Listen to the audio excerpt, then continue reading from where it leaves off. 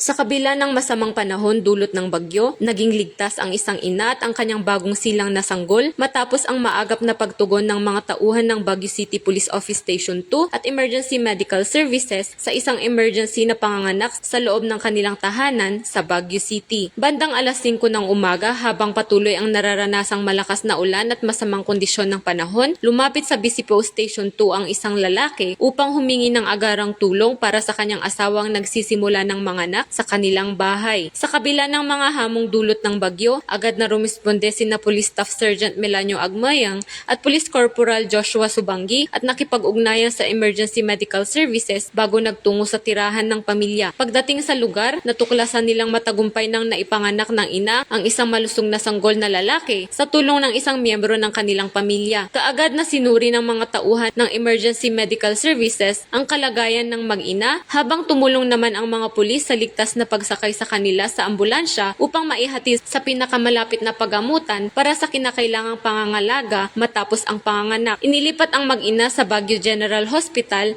para sa karagdagang pagsusuri at pangangalagang medikal. Ayon sa ulat, kapwa nasa maayos at matatag na kondisyon ang mag-ina at ang kanyang bagong silang na sanggol. Ang insidenteng ito ay nagpapakita ng dedikasyon at kahandaan ng mga pulis at iba pang emergency responders na maghatid ng mabilis at maaasahang serbisyo kahit sa gitna ng pananalasa ng bagyo at iba pang kalamidad. Muling pinaalahanan ng Baguio City Police Office ang publiko na agad na tumawag sa 911 sa oras ng anumang emergency upang matiyak ang mabilis at angkop na pagtugon ng mga kinauukulan.